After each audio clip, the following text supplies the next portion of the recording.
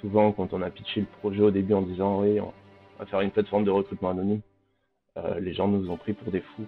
De l'autre côté, ils savent même pas si c'est un homme, si c'est une femme, ils savent rien avant le premier entretien, tu vois. Et moi, je suis là pour accompagner, et je te jure, on va dire même les 15 premières minutes, en fait, c'est un échange comme si tu rencontres une autre personne, tu vois. Il n'y a même pas cette barrière de se dire c'est pour un job, tu vois. Bonjour à tous et bienvenue dans ce nouvel épisode. Et aujourd'hui, j'ai le plaisir de recevoir Freddy, fondateur de Atypical, une plateforme de recrutement totalement anonyme qui remet l'humain au centre du processus de recrutement. Plutôt que de faire matcher un CV avec une offre de poste, l'équipe de Freddy fait matcher des personnalités avec des équipes et des entreprises. Son processus atypique de recrutement laisse une chance à chacun de trouver le poste qui lui correspond. Sans plus tarder, je vous laisse avec mon interview avec Freddy. Alors moi c'est Freddy Salaberry, je suis le CIO et cofondateur de Atypical et aussi le cofondateur de What the Fabric. Donc c'est deux entités qui sont bien différentes pour les distinguer dès le départ. La première, donc du coup What the Fabric, c'est plus une communauté de personnes du numérique, donc principalement beaucoup de devs. Et Atypical, c'est une société du coup qui est une plateforme de recrutement anonyme. D'accord. Et comment t'en es venu à faire ça? Par rapport au recrutement, Bah, par rapport au recrutement, t'as quoi? T'as un cursus d'ingénieur, t'es développeur, t'es... alors à la base je suis développeur. Je dis vraiment à la base parce que j'en fais quasiment plus maintenant, parce que j'ai beaucoup de tâches annexes. Donc en fait, c'est venu tout simplement d'une réflexion commune. C'est que du coup, en fait, j'ai été développeur pendant plusieurs années au sein du ministère des Armées. Et en fait, en sortant de ce cursus-là, je me suis rendu compte que le monde du recrutement était, on va pas se mentir, était un peu merdique. Et on demandait toujours un peu le mouton à cinq pattes, réussir des tests qui sont vraiment un peu sans queue ni tête. Sachant que voilà, il y avait plein de process, plein de trucs que je me demandais qu'est-ce que ça faisait là. Et du coup, en fait, ça arrivait d'une réflexion. Et du coup, j'ai échangé avec pas mal d'acteurs du recrutement. Donc, ça sort autant chef d'entreprise, autant cabinet de recrutement, autant recruteur en freelance que candidat.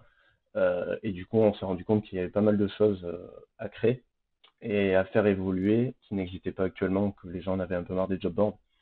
Et du coup, ça en est arrivé à cette réflexion-là, avec aussi travailler sur pas mal de discrimination, autant sur le faciès que sur la mixité, la diversité, que sur les diplômes. Donc du coup, en fait, c'est un peu tout. On travaille sur énormément de points avec Atypical pour présenter vraiment une solution de recrutement alternative, vraiment misée sur l'humain et sur son potentiel, plutôt que vraiment sur des compétences acquises et le fait de chercher toujours le même profil dont les besoins ont besoin pour se rassurer, quoi. Ouais, tu es plus mettre l'humain au centre du recrutement, les compétences et le potentiel, parce que ça, c'est une chose qu'on mesure très très mal, c'est le potentiel des gens. C'est Parce en que fait des ouais, fois, il faut mieux, non, vas-y, termine ta phrase. des fois, il faut mieux miser sur un potentiel que quelqu'un qui a des compétences. Bah, pour moi, je pense en fait, le truc c'est que en fait, on est tout le temps dans le même cas de figure, c'est qu'on va recruter, par exemple, je prends toujours l'exemple du dev parce que c'est clairement le plus parlant actuellement dans le milieu du recrutement, c'est que les gens vont miser vraiment sur une personne qui va avoir 4 5 ans d'expérience.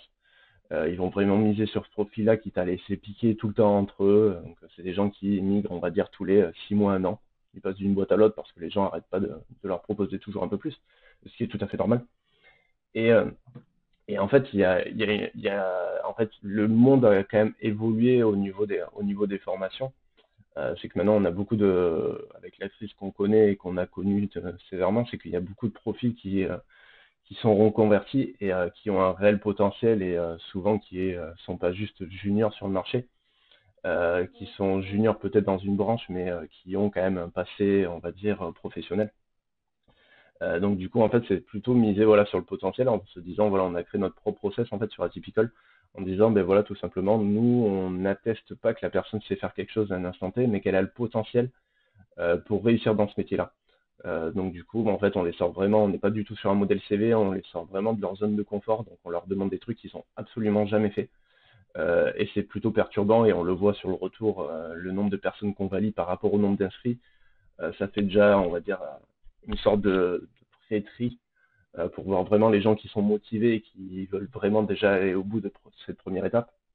Et du coup, en fait, voilà, c'est comme ça qu'on arrive à miser le potentiel. Après, il y a plusieurs étapes, hein. Ça a été réfléchi en amont, on appelle les gens pour valider, on discute avec eux, on prend le temps vraiment d'échanger avec chaque personne et on n'hésite pas à leur dire s'ils sont pas faits pour ce métier en fait. Si on voit qu'ils sont trop juste dans certaines compétences et qu'on voit que voilà, il n'y a pas le potentiel pour être un développeur par exemple, on n'hésite pas à leur dire, mais sachant qu'il existe une pléthore de métiers dans le numérique qui sont en lien avec le développement web, mais souvent il y a une méconnaissance de ces métiers-là ou tout simplement des clichés qu'on a par rapport à ces métiers. Donc voilà, on essaye vraiment de faire une sorte de cercle un peu ouais, qui va être sympa, c'est-à-dire que du coup on va intégrer autant des associations pour aller chercher des talents dans des zones rurales, qu'on va intégrer des centres de formation qui vont pouvoir proposer des formations, autant des candidats, et du coup en fait voilà, ça sera un endroit où tu peux t'inscrire, mais du coup ça va te proposer plusieurs facettes du recrutement pour voilà, trouver le job qui te plaît, dans l'entreprise qui te plaît, avec la bonne culture et des gens avec qui tu travailles, avec qui ça se passe bien. Alors, moi, je trouve ça vachement intéressant et j'aimerais bien avoir ton point de Ouais. vue sur la reconversion. Donc, c'est une question qui est très très large.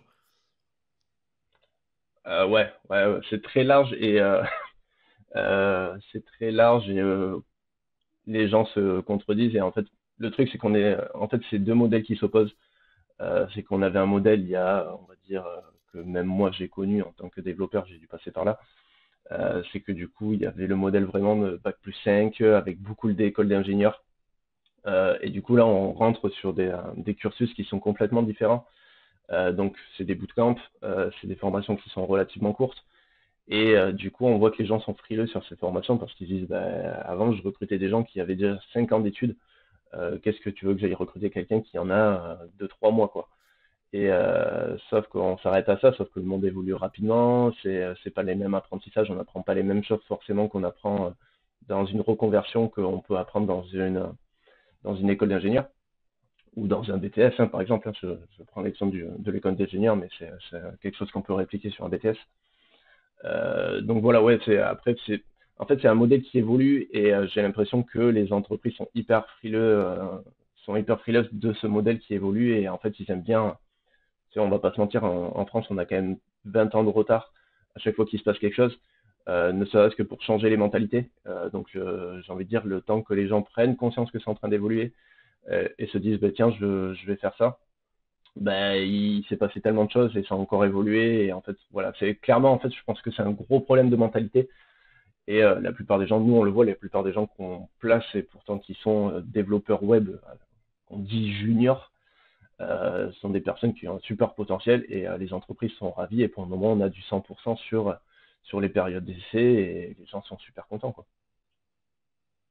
Mais moi, ce qui me pose une question par Ouais. rapport à ça, c'est que déjà, quand on recrute des gens, c'est difficile de voir les compétences des gens, mais c'est encore plus dur de voir leur potentiel. Comment tu peux voir le potentiel de quelqu'un?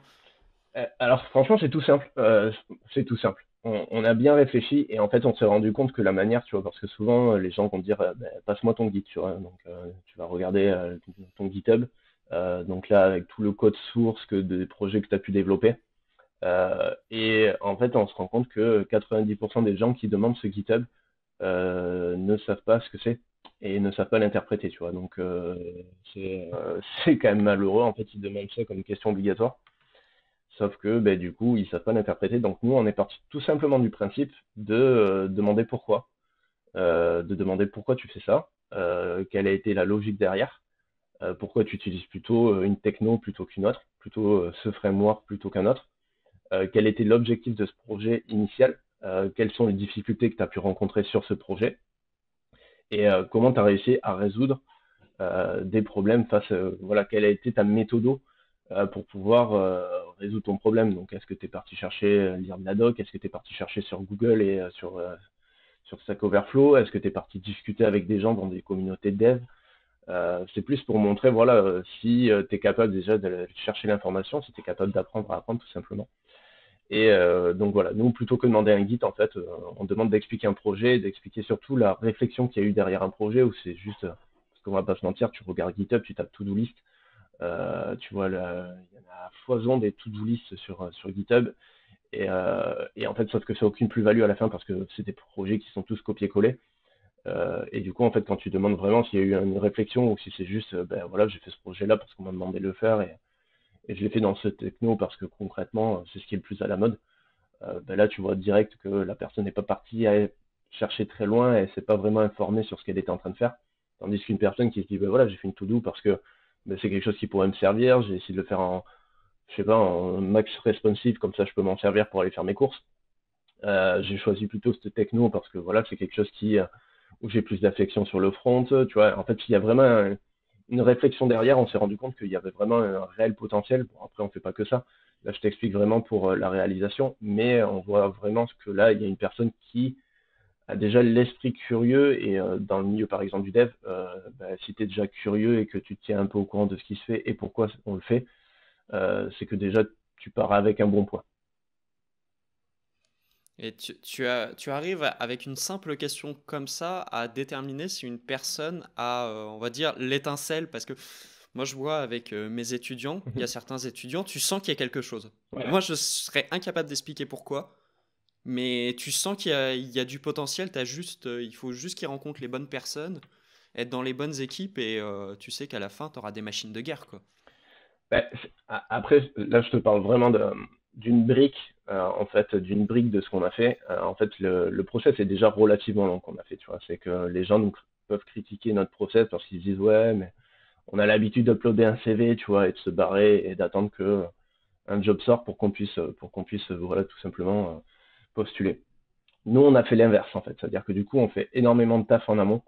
C'est-à-dire que le process va peut-être demander 1 à 2 heures. Des gens vont bloquer pendant 2 jours dessus parce que c'est des trucs qu'ils n'ont pas fait, c'est beaucoup d'introspection.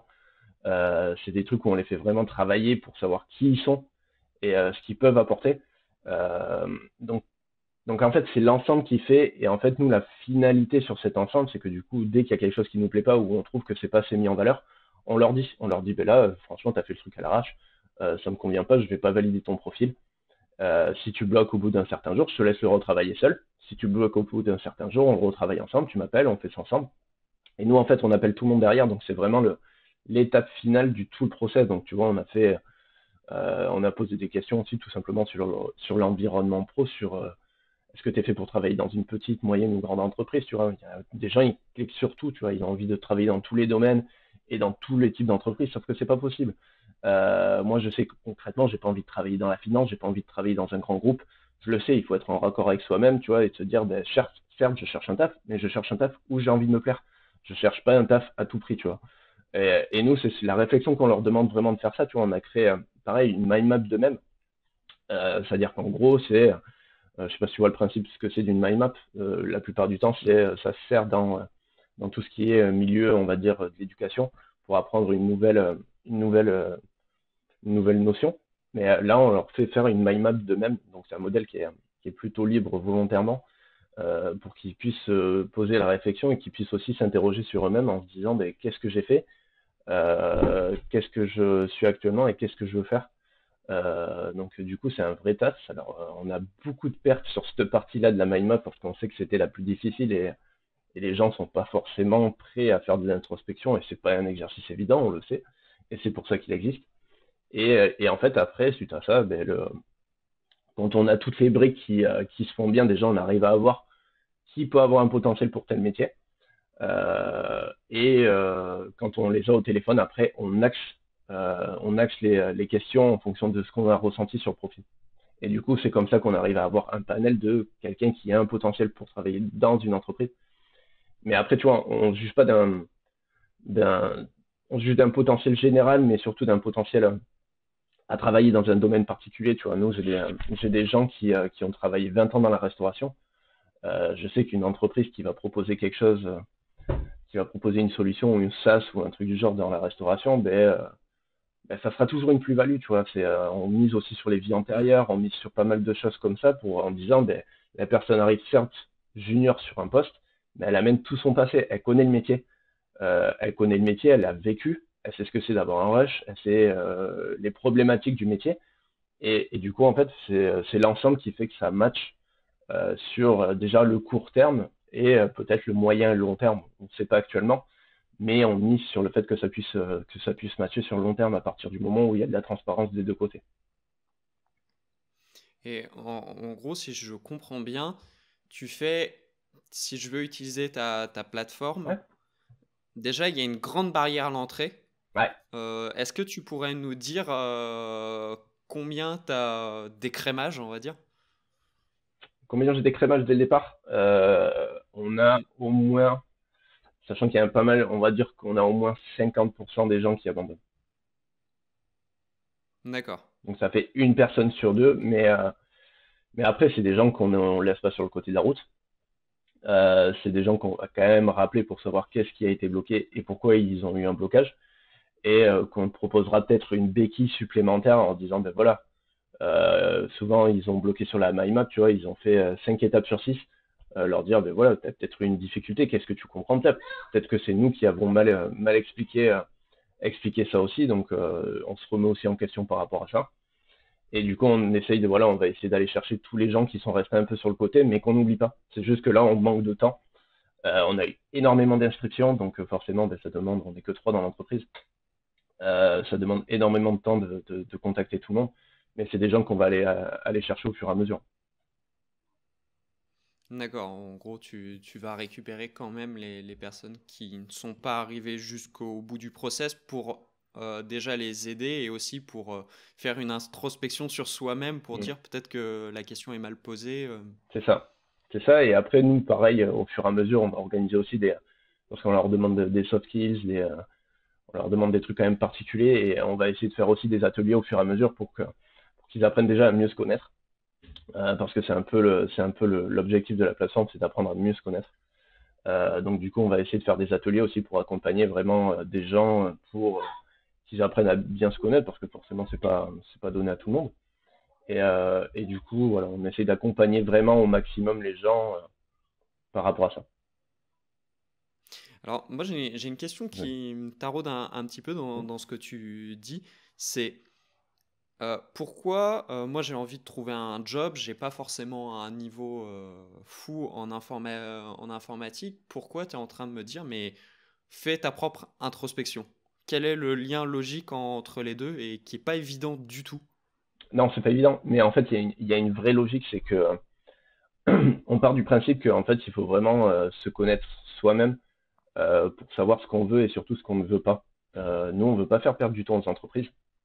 Les entreprises n'ont pas envie d'en perdre parce que concrètement, ils veulent aller vite et ils ont des besoins. Après, je vais pas te mentir, on travaille avec beaucoup de PME volontairement parce que tout simplement, ils ont des besoins quotidiens. Ils n'ont pas les compétences techniques. Et à côté de ça, on a plein de gens qui ont des compétences techniques et qui cherchent que une chose, c'est à résoudre des vrais problèmes. Et en fait, du coup, on essaie vraiment de faire la passation entre les deux. Donc, on va peut-être pas travailler dans un premier temps, on travaillera pas avec des grosses équipes tech où tu vas arriver, il y a 10 devs en poste, tu as toute une hiérarchie de N+2, N+3.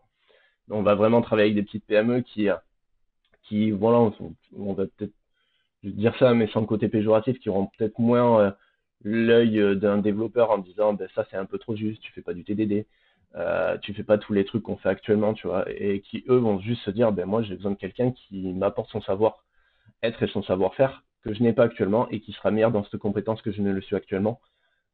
Et du coup on essaie juste de faire matcher sur ça, tu D'accord, plus vois. culturellement, quelqu'un qui a du potentiel et qui pourra aider, on va dire, l'entreprise avec les compétences qu'il a et les compétences qu'il pourra acquérir. Voilà, c'est ça. C'est plus dans cet esprit-là et c'est en ça qu'on mise vraiment sur le potentiel. Après, sachant que voilà, après, on aura forcément peut-être à un moment donné des entreprises où il y aura déjà une équipe tech en place et vraiment une vraie hiérarchie. Mais dans l'immédiat, c'est pas les boîtes qu'on va chercher dans l'immédiat parce que ça entraîne plein de problèmes et après, ça demande aussi de rentrer dans des tests techniques parce que là, actuellement, les gens font des entretiens en fait juste pour valider si la personne match avec le fondateur, avec l'entreprise.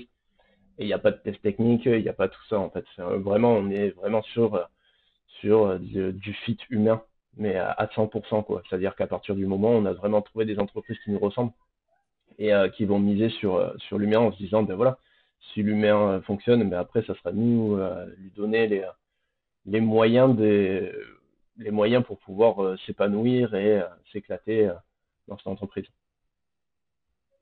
Alors, je note un point, parce que Mhm. si je comprends bien, tout le processus que tu as pour qualifier les gens sont basés sur la personnalité, les soft skills, mais à aucun moment tu entres les compétences techniques. Ah, on demande des compétences techniques tout simplement pour l'environnement tech sur laquelle l'entreprise travaille. C'est-à-dire que du coup, nous, on va savoir si la personne fait plutôt du JS ou plutôt du PHP ou vraiment si elle est plutôt dev front ou dev back. Mais vraiment au sens très large, on va pas rentrer dans le détail. Mais du coup, c'est plus pour avoir l'environnement technique pour que déjà des deux côtés, l'entreprise puisse accompagner vraiment quelqu'un qui aura déjà au moins, on va dire, des bases, qu'elles soient solides ou moins solides, et le développeur qui puisse arriver, ou je dis le développeur, mais il y a une pléthore de métiers chez nous, mais que la personne puisse arriver déjà avec des bases qu'elle pourra consolider et s'épanouir par rapport à ça. Mais on mise vraiment, si j'ai envie de te donner un pourcentage, on mise sur 80% sur du fit humain et sur les soft skills et 20% sur des hard skills. Alors, bon, c'est peut-être une question philosophique que je vais poser, mais quand je recrute un développeur, moi j'aurais envie de dire que je recrute déjà quelqu'un avec des compétences ou avec un potentiel de compétences. Et là, tu me dis, bah ouais, mais il y a le fit humain et tu bases sur le fit humain. Je trouve ça un peu, pas contradictoire, mais contre-intuitif. C'est pour moi le fit humain est pas forcément le point le plus important et pourtant toi tu me dis que tu le mets au centre. Ouais, parce que honnêtement, on s'est rendu compte que en fait, que si tu mises vraiment sur une personne avec des compétences ou juste sur un potentiel, donc cette personne va s'éclater, hein. Elle va s'éclater dans un environnement technique, elle va monter en compétences, et sauf qu'elle n'aura pas cette part, on va dire, d'appartenance à la culture d'entreprise, tu vois. C'est que du coup, elle va venir, elle va faire son taf, elle sera contente de terminer, d'avoir ses petits week-ends, elle va faire ce qu'elle a à faire, donc peut-être un peu plus, peut-être un peu moins.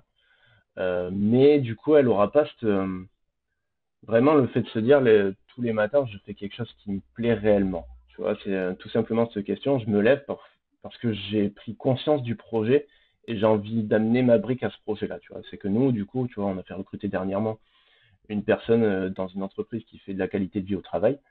On a fait recruter une développeuse que personne ne voulait recruter jusqu'à maintenant et c'était très compliqué. Mais sauf que nous, on savait que ça matchait parce que il y avait un lien avec le produit, tu vois, c'est que sa vie et les problèmes qu'elle a rencontrés dans sa vie ont fait qu'il y a un lien qui est certes peut-être minime, mais un lien avec la qualité de vie au travail, des choses qu'elle n'a pas pu rencontrer à un moment donné.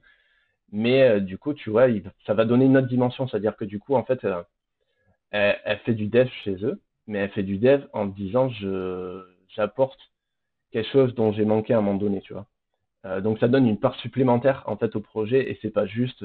Et pour moi, je pense, après, alors je peux me tromper, je suis peut-être idéaliste, c'est que je pense que sur du long terme, c'est des gens qui resteront plus, sauf à partir du moment où ils auront plus rien à apporter au projet. Mais à partir du moment où il y aura cette appartenance au projet et au fait d'y apporter quelque chose, ben, les gens resteront parce qu'ils auront l'impression de tout simplement de se rendre utile en fait. Hmm. Et je pense que tu réponds à une question, moi, qui m'est très chère, c'est la question du sens. C'est Mmh. dans l'informatique, on peut, à vrai dire, à l'heure actuelle, je pense qu'on peut travailler dans n'importe quel métier, mais il y a plein de métiers. Tout à l'heure, tu parlais de la finance. Moi, la finance, c'est quelque chose que j'aime, mais c'est pas question de travailler dedans parce que c'est un monde qui est amoral au possible. Et j'ai pas envie parce que je me dirais que ça a pas de sens ce que je fais. Hmm. Non, mais Et je pense clairement, je suis d'accord avec toi, je pense clairement qu'en fait, on a beau dire ce qu'on veut, tu vois, que certes, on a tous besoin d'argent pour vivre, mais moi, je le vois au quotidien, tu vois, les gens sont prêts à sacrifier un peu de leur salaire pour se dire, tu vois, après, je pense que ça va avec ce qu'on a connu et ce qu'on connaît actuellement, tu vois, on a quand même tous eu une remise en question de se dire, bon, certes, le monde était instable, j'ai peut-être fait un métier qui me plaisait pas pendant des années, maintenant, j'ai vraiment envie de me lever le matin, de me dire, putain, je fais quelque chose qui me plaît. Donc je pense que en fait, il y a une évolution un peu forcée des choses par rapport à tout ça, tu vois. Comme tu dis, tu vois, t'en es consciente, t'aimes la finance, mais tu sais très bien que tu n'auras rien à y porter. Parce que voilà, tu es conscient des effets de bord de la finance, du monde que c'est. Et en fait, je pense que chacun se doit de se poser cette question en disant, moi on a des candidats sur la plateforme qui me disent, ouais, mais j'ai envie de travailler dans tous les domaines. Et je leur dis, non, c'est faux, t'as pas envie de travailler dans tous les domaines. Tu n'auras pas le même kiff si je te propose un truc dans la médecine esthétique, que je te propose un truc dans la finance ou que je te propose un truc dans la green tech. Tu vois, tu n'auras pas forcément la même affiliation, tu n'auras pas la même joie que tu vas ressentir quand je vais t'annoncer l'annonce du poste. Donc du coup, en fait, il faut vraiment se poser cette question au départ, de se dire, je pense que la première question qu'on doit se poser, c'est qu'est-ce que je veux pas faire et dans quoi j'ai pas envie de travailler. Au fur et à mesure de ce que tu élimines, en fait, tu arrives à voir ce dans quoi tu as envie de travailler. mm. Et je pense que même psychologiquement, quand tu as des candidats qui vont se présenter aux entretiens, il y a aussi plus de confiance parce que tu sais que tu veux travailler dans ce secteur-là et ça match avec tes valeurs et ça se ressent. Non, mais c'est ça. Nous, on voit les gens sont en pleine confiance quand ils viennent en entretien parce que déjà on limite, tu vois, vu que nous, on fait beaucoup de travail en amont, déjà, ils arrivent juste pour discuter. C'est anonyme, donc en fait, tu te retrouves avec d'un côté une entreprise qui a juste vu une personne, un profil, tu vois, et de l'autre côté, ils savent même pas si c'est un homme, si c'est une femme, ils savent rien avant le premier entretien, tu vois. Et moi, je suis là pour accompagner, et je te jure, les 5 10, on va dire même les 15 premières minutes, en fait, c'est un échange comme si tu rencontres une autre personne, tu vois. Il n'y a même pas cette barrière de se dire c'est pour un job, tu vois. Il y a ce truc-là qui est magique quand tu l'accompagnes, c'est que du coup, en fait, les gens se disent, bon, ben, on va chacun se présenter, tu vois. Tu vois, il n'y a pas la barrière de je suis peut-être ton employeur, moi je suis un candidat, et en fait, ils se présentent juste en tant qu'humain. Et du coup, en fait, il y a vraiment, et du coup, ils échangent comme ça, et en fait, ça part. Après, forcément, ils parlent des expériences pro qu'ils peuvent avoir et de ce qu'ils peuvent apporter. Mais il y a vraiment le lien de ce que je retrouve vraiment dans tous les entretiens, mais vraiment à 100%, c'est la part du projet et la part du projet, le sens qu'il prend autant dans l'entreprise que dans le candidat.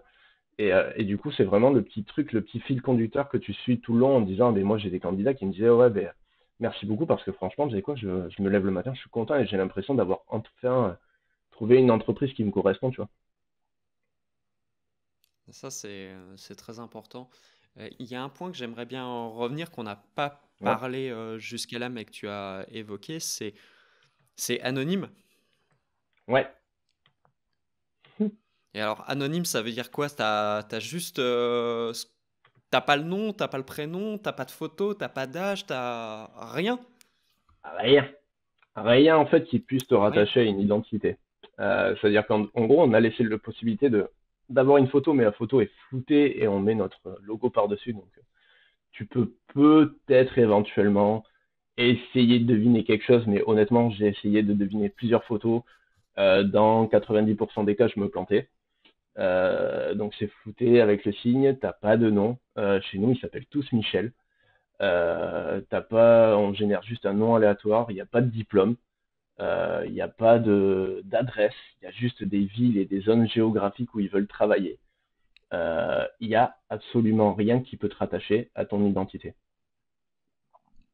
Alors, ma question, c'est, moi, tu vois, sur le principe éthique, je trouve ça bien, mais si je devais faire du recrutement, j'aurais l'impression, j'aurais un petit peu peur de prendre quelqu'un et de dire, je sais pas qui c'est, bon, ok, j'ai des compétences, c'est... Et comment ils réagissent tes clients à ça? En fait, alors, franchement, c'est quoi le premier, c'est le plus difficile. C'est le plus difficile parce que il y a de l'appréhension, de se dire, ouais, je sais pas sur qui je vais tomber, tu vois, c'est tout simplement de se dire, ben, je sais pas, est-ce que ça va me correspondre, est-ce que...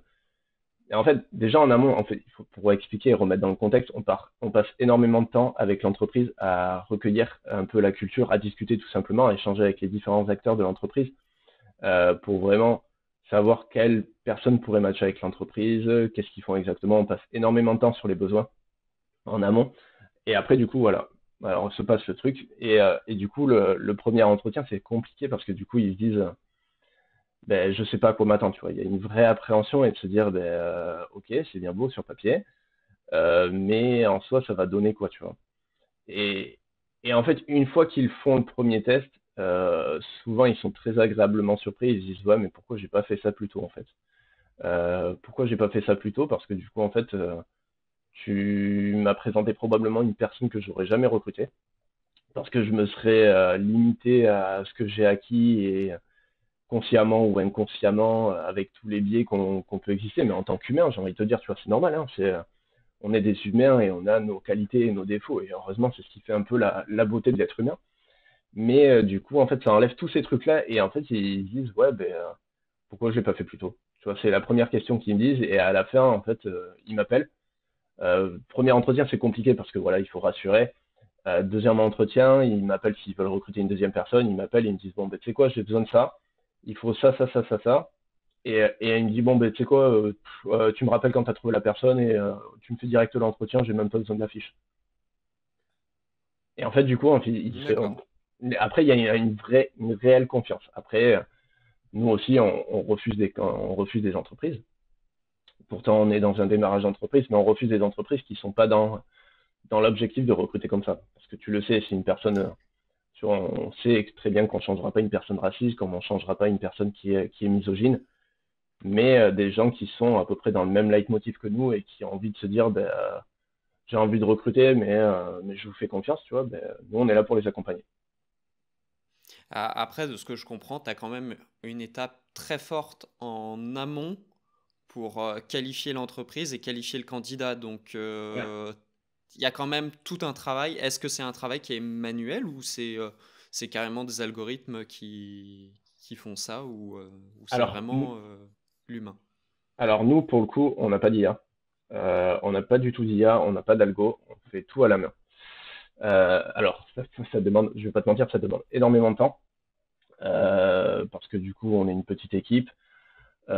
Souvent, quand on rencontre, voilà, tout simplement des fonds d'investissement, des trucs comme ça, qui nous disent, ben, pourquoi vous rendez pas ça automatique, tu vois? Pourquoi vous voulez pas accélérer sur cette partie-là? Pourquoi vous voulez pas envoyer des messages automatiques aux candidats? Pourquoi vous voulez passer vraiment à tout prix 15 à 30 minutes au téléphone avec eux pour apprendre à les connaître? Mais nous, ce que je réponds à chaque fois, c'est que du coup, tu vois, je vais prendre l'exemple tout con, tu vois, mais on est comme des agriculteurs, tu vois. C'est concrètement, c'est comme si tu disais à l'agriculteur, ouais, bah, c'est bon, là, tes patates, tu vas pas prendre le temps de les cultiver, quoi. Moi, je veux des trucs rapides, je veux que tu me sors des trucs rapides, sauf qu'à un moment donné, tu vas te perdre en qualité. Tu vas te perdre en qualité. Alors, l'analogie, elle est vraiment moche entre les patates et les candidats, mais pour le coup, en fait, c'est plus dans le fait de dire, ben, nous, on prend le temps. On prend le temps, on demande à l'entreprise de prendre le temps, on simplifie la démarche côté candidat et la démarche côté entreprise parce que c'est pas des tâches qui sont répétitives et ils n'ont pas besoin de se voir 36 000 fois. Donc nous, on simplifie ça. Nous, on est vraiment le vecteur qui permet de ça. Mais nous, on est la passerelle au milieu qui prenons le temps de le faire, qui prenons surtout le temps de bien le faire. Parce que l'objectif, voilà, c'est tout simplement que ça puisse marcher, tu vois. On n'est pas là. C'est ce qu'on dit toujours. On préfère faire moins, mais faire mieux. Tu vois. Il faut pas confondre vitesse et précipitation, et c'est clairement l'objectif d'Atypical, tu vois. Hmm. Et je pense, pour reprendre ton analogie, c'est un peu comme comparer des pommes de terre normales et des pommes de terre bio. Tu préfères Ouais, faire moins, mais de meilleure qualité. Et je pense qu'à l'heure actuelle, c'est un des points qui manque au recrutement, c'est qu'on est de plus en plus en train d'algorithmiser. Je ne sais pas ouais, si ce mot-là est français. Et au final, l'humain est de moins en moins présent Et Mm. même, on voit les AI, là, Amazon, il y a quelques mois, s'est fait choper en disant que son AI pour recruter automatiquement était raciste parce que Ah, elle mais ça m'étonne pas. apprenait de qui c'est. Donc, J'ai- ça, je trouve ça très bien et ça en vient à une de mes questions, c'est que tout ça, ça a un Mm. coût. C'est un coût quand même. C'est que tu peux pas qualifier automatiquement sans entreprise 1000 candidats et comment ça se passe au point de vue du business model et de la Ouais. pérennité de l'entreprise, quoi. Le business model, en fait, on s'est rendu compte, on a quand même pas mal étudié le marché, et en fait, actuellement, dans le milieu du recrutement, il y a deux modèles qui s'opposent, voire peut-être même trois. C'est que du coup, en fait, t'as le premier modèle qui est agence de recrutement classique. Donc, c'est 20% du salaire brut que l'entreprise paye. Donc, si tu embauches la personne, c'est au succès. Tu payes 20% de son salaire brut à l'année. Donc, ça, c'est de la prestation. Donc, c'est hyper cher et ça permet de toucher un certain type d'entreprise. Nous, c'est pas forcément ce qu'on voulait. Tu as le modèle vraiment où c'est un peu un hybride, c'est-à-dire que tu payes une petite somme de départ un peu tous les mois, et s'il y a un succès, tu donnes un petit supplément, un petit chèque supplémentaire. Et en fait, nous, on a tout simplifié, en fait, c'est que du coup, on est parti sur un modèle, donc sur différentes formules, donc soit en mensuel, soit en trimestriel, soit en annuel. Et du coup, en fait, ça te permet d'avoir tout simplement des crédits qui te permettent de contacter des gens tous les mois. Donc, honnêtement, ça représente pas grand-chose. On est à peu près aux alentours de, si on part sur le premier abonnement J'étais mensuel, encore on est aux perdu. alentours de 50 euros le candidat pour rentrer en contact avec lui, sachant que quand tu es une entreprise, tous les candidats que tu vois, ce sont des candidats qui sont validés. Donc, du coup, voilà, on est sur un tarif qui est relativement bas, sachant que, en fait, on voulait toucher, on a trois types d'abonnements, tout simplement pour les TPE, les PME et les grands groupes qui n'ont pas forcément les mêmes besoins et pas du tout les mêmes budgets. Sachant que pour tout ce qui est TPE, on fait un pourcentage de remise parce que bah, voilà, on part du principe que quand tu as moins de 5 employés et que tu recrutes, c'est que tu as vraiment des besoins et pas des gros moyens. Donc du coup, on fait un geste commercial par rapport à ça pour vraiment accompagner des TPE à grossir et à grossir autant en compétences qu'en termes d'effectifs. D'accord. Et je pense qu'on va arriver aux questions de la fin parce qu'on a fait un petit peu Ouais, tout le tour de la question. Alors, c'est des questions que je ne t'ai pas dit que j'allais te poser. Euh, ok, donc, alors t'inquiète pas, c'est des questions compliquées. Alors, ça va être une question inédite. d'accord. Si dans tout le parcours que tu as eu sur ce projet-là, si tu avais quelque chose à changer, tu changerais quoi? Oh, putain, elle est chaude celle-là. S'il y a un truc que je changerais, je me poserais moins de questions et j'agirais plus. Parce que concrètement, c'est tout le temps des remises en question et concrètement, on est sur un marché où on nous attend pas, on n'est pas du tout du milieu. Euh, et sauf que, en fait, je vois qu'on a vraiment la sympathie des candidats et on s'entend très bien avec eux. Et en fait, j'hésiterai moins et j'irai beaucoup plus vite. Voilà, j'aurais eu moins ce temps de réflexion et j'aurais agi beaucoup plus vite en amont. Si tu avais une ressource à nous recommander sur le recrutement ou comment se faire recruter, tu nous conseillerais quoi? Une ressource, dans quel sens la ressource? Alors, ça peut être un blog, ça peut être un livre, ça peut être une chaîne YouTube. Oh, c'est compliqué ça comme question. Une ressource, moi je dirais surtout échanger avec des acteurs du milieu du recrutement, mais discuter déjà avec des candidats. Moi c'est ouais, le plus gros, ouais c'est ça, le meilleur conseil que je donnerais, c'est rejoignez des communautés, rejoignez des gens qui galèrent comme vous à trouver un taf parce qu'on se rend compte que ben, mine de rien, en rigoler tous ensemble, ça fait du bien. Donc c'est clairement ça, ne restez pas tout seul. J'aurais pas forcément de ressources à proprement parler. Il y a des gens qui font très bien. Il y a Tanguy qui est un très bon agent de dev, Tanguy Barry, qui est une personne exceptionnelle, et échanger avec lui. Il y a Shirley aussi qui fait un taf exceptionnel au niveau du recrutement. Donc, allez échanger avec des gens comme ça, c'est des gens qui sont abordables. Et surtout, regroupez-vous en tant que candidat et échangez. Prenez les feedbacks de chacun pour essayer d'en faire des entraînements et en sortir plus grand pour réussir, quoi. D'accord. Et ma dernière question, et ça sera la plus simple, si on veut suivre un peu toutes tes aventures, on te retrouve où? Principalement sur LinkedIn. Je suis tout le temps dessus. Après, voilà, vous pouvez aller sur Atypical, vous pouvez aller sur What the Fabric, sur le Discord. Je suis énormément sur Discord et sur LinkedIn, que ce soit sur le Discord d'Atypical ou sur le Discord de What the Fabric, et énormément sur LinkedIn. Je fais tout le temps des posts, je suis tout le temps joignable. Donc, faut surtout pas hésiter. J'essaye de répondre à tout le monde. J'ai de plus en plus de messages, mais je porte vraiment à, à vraiment répondre à tout le monde. Donc, ouais, surtout n'hésitez pas à m'envoyer des messages. Je pense être abordable et j'espère le rester. Merci de nous avoir suivis jusque-là. J'espère que le recrutement à la sauce Atypical n'a plus de secret pour vous et que ça vous a donné envie de vous inscrire sur cette plateforme qui va révolutionner le monde du recrutement. Quant à nous, on se retrouve dans 15 jours, donc n'hésitez pas à vous abonner sur YouTube, sur Spotify ou Apple Podcast. Et sur ce, ciao!